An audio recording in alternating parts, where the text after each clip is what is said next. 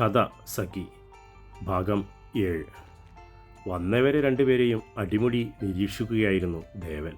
ഒന്നും അറിഞ്ഞതായി ഭാവിക്കേണ്ട, നാട്ടിൽ അന്വേഷിച്ചെന്നത് എല്ലാം അവരായിട്ട് പറയുമോ എന്ന് നോക്കാം എന്ന് കരുതി. റിയലി? ജോ അത്ഭുതത്തോടെയാണ് ചോദിച്ചത്. അതിനേക്കാൾ അമ്പരപ്പായിരുന്നു ഗായുവിൻ്റെ മിഴികളിൽ. ഒരിക്കൽ പോലും അമ്മയുടെ ഒരു ബന്ധങ്ങളെക്കുറിച്ച് പറഞ്ഞു കേട്ടിട്ടില്ല.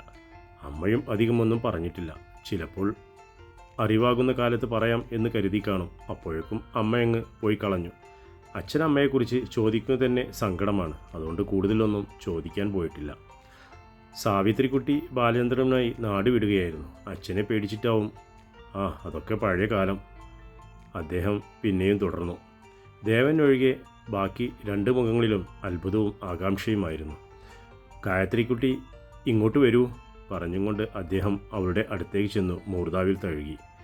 എൻ്റെ സാവിത്രിക്കുട്ടി തന്നെ. അദ്ദേഹത്തിൻ്റെ കണ്ണിൽ വാത്സല്യം നിറഞ്ഞു. ഇതെൻ്റെ മകനാണ്, ശന്തനു നാരായണൻ. കാനഡയിലായിരുന്നു. ഇപ്പോൾ ബിസിനസ്സിൽ സഹായിക്കുകയാണ് എന്നെ. കൂടെയുള്ള ആളെ പരിചയപ്പെടുത്താനോ മുൻകൈയെടുത്ത് ഗായുവിൻ്റെ അമ്മാവൻ എന്ന് പറഞ്ഞ ആളാണ്. ശോഭജി, ഇവർക്ക് കുടിക്കാൻ എന്തേലും? ദേവൻ അകത്തേക്ക് വിളിച്ചു നോക്കി പറഞ്ഞു.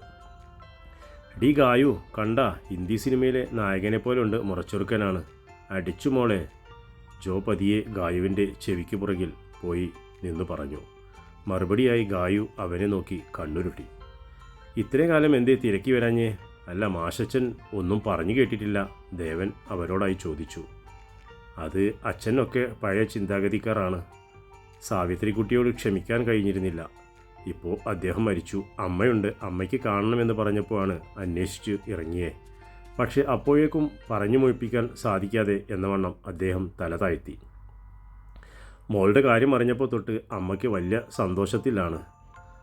കാണണം എന്ന് ഒരുപാട് അന്വേഷിച്ചു ഞങ്ങൾ, വീട്ടിലും ഓഫീസിലും. ഒടുക്കമാണ് അറിഞ്ഞ് ഇവിടെയാണ്.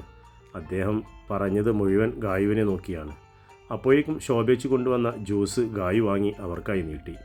എന്തോ കളഞ്ഞുപോയ ഒരു കളിപ്പാട്ടം തിരികെ കിട്ടിയ കുട്ടിയെപ്പോലെ പേരറിയാത്ത ഒരു സന്തോഷം അവളിൽ നിറഞ്ഞിരുന്നു.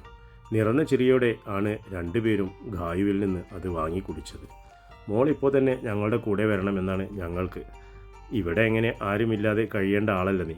ഒരു വീട് മുഴുവൻ നിനക്കായി കാത്തിരിക്കുവാണ്. അമ്മാവൻ പറയുന്നത് കേട്ട് ഗായു തലചരിച്ചു ദേവനെ നോക്കി.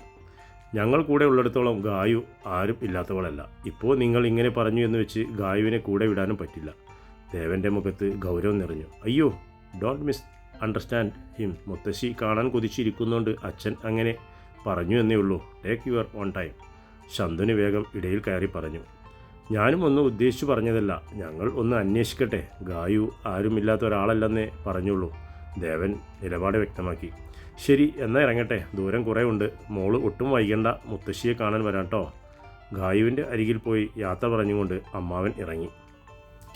പോകാൻ നേരം ശന്തനുവിൻ്റെ ചുണ്ടിൽ അവൾക്കായി മനോഹരമായ ഒരു ചിരി വിരിഞ്ഞു. കാർ പൊടി പറത്തിക്കൊണ്ട് പടി കടന്നു പോകുന്നത് അവർ മൂന്നുപേരും നോക്കി നിന്നു. ഗായു, നീ രക്ഷപ്പെട്ടു. ബെൻസാണടി, നമ്മ ഒരു കല കലക്കും. ജോ ആവേശം പൂണ്ടു.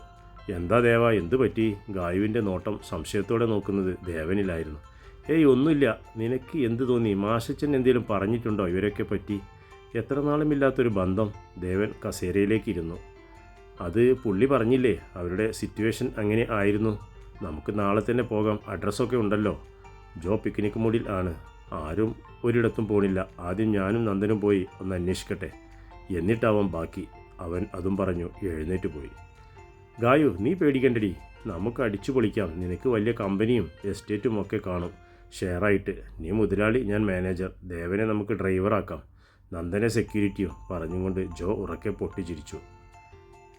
നിന്നെ ഞാനിന്ന്. ഗായു അവനെ തല്ലാൻ ആയി പിറകെ ഓടി. സന്തോഷത്തോടെ ചിരിച്ചു കളിക്കുന്ന ഗായുവിനെ മുകളിലത്തെ നിലയിൽ നിന്ന് ദേവൻ നോക്കിക്കണ്ടു. നന്ദൻ ക്ലാസ് എടുക്കുന്നതും അതാണ് ഫോൺ എടുക്കാത്ത. എന്തോ ഗായുവിന് ഒരു അപകടം വരുന്നുണ്ട് എന്ന് തന്നെ ആണ് മനസ്സ് പറയുന്നത്. എന്തായാലും ദേവനും നന്ദനും പിറ്റേന്ന് വെളുപ്പിന് തന്നെ മംഗലാപുരത്ത് പോയി അന്വേഷിക്കാൻ തീരുമാനിച്ചു. അന്ന് വൈകിട്ട് തന്നെ നന്ദൻ എത്തി. ജോയും കൂടെ വരാൻ തയ്യാറായെങ്കിലും നന്ദൻ അനുവദിച്ചില്ല. ഗായുവിന് കൂട്ടായി ജോയും ആമിയും ഉണ്ടല്ലോ എന്നത് ആശ്വാസമാണ്. ഗായു പോയി വരാം പെണ്ണേ. ചിലപ്പോൾ നിൻ്റെ അമ്മയുടെ തറവാട്ടിൽ കൂടെ കയറിയിട്ട് വരൂ. ആദ്യം അവിടെ അടുത്തൊക്കെ ഒന്ന് അന്വേഷിക്കട്ടെ. ദേവനും നന്ദനും യാത്ര പറഞ്ഞിറങ്ങി. പിന്നെയും കുറേ നേരം കഴിഞ്ഞാണ് ജോ എണീറ്റത് പോലും. പൂമുഖത്ത് ആമിയും ഗായുവും ജോയുമായി സംസാരിച്ചിരിക്കുകയാണ്.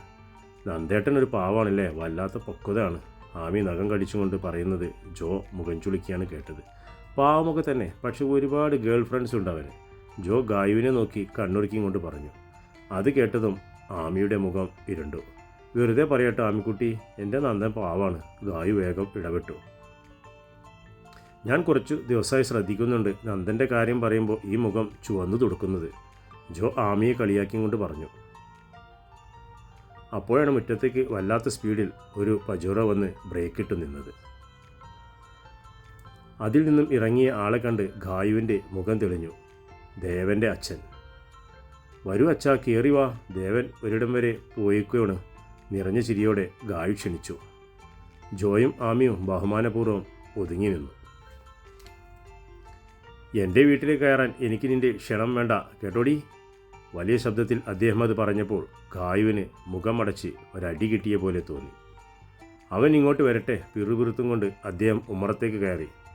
എന്തിനാ അളിയ അവനെ പറയുന്നത്? മയക്കി വെച്ചിരിക്കുകയല്ലേ ഈ ഉർവശി. നാണമില്ലടി 3 പേരെയും വെച്ചുകൊണ്ടിരിക്കാൻ. അത് നച്ചുവിൻ്റെ അച്ഛനാണ്. അപമാനത്തിൻ്റെ തീച്ചൂളയിൽ വെന്തുനീറി ഗായു നിന്നു. ഒറ്റയ്ക്ക് നിൽക്കാൻ വയ്യ. അടുത്ത് കണ്ട തൂണിലേക്ക് ചാരി നിന്നുകൊണ്ട് പെയ്യുന്ന മിഴികൾ തുറക്കുക പോലും ചെയ്യാതെ അവൾ ജോയെ നോക്കി. സ്വന്തം തന്തയോട് വഴക്കിട്ട് എല്ലാവരെയും ഉപേക്ഷിച്ചു അവൻ ഇവിടെ വന്ന് പൊറുതിയുടങ്ങെങ്കിൽ ഇവൾ നിസ്സാരക്കാരിയല്ലല്ലോ. നച്ചുവിൻ്റെ അച്ഛൻ പിന്നെയും നിന്ന് ആളിക്കത്തുകയാണ്. ജോ, എന്താടാ ഇവർ പറയുന്നേ? ഏങ്ങിക്കൊണ്ട് ചോദിക്കുന്ന ഗായുവിനെ കണ്ടതും ജോ തകർന്നുപോയി.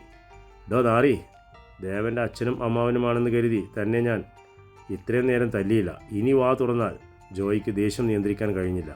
എന്ത് കണ്ടിട്ടടാ നീയൊക്കെ ഇവളെ തലയിൽ ചുമന്ന് നടക്കുന്നേ? അതിന് മാത്രം പറഞ്ഞുവെന്ന് അയാളെ പറഞ്ഞു മുഴുവനാക്കാൻ ജോ സമ്മതിപ്പിച്ചില്ല.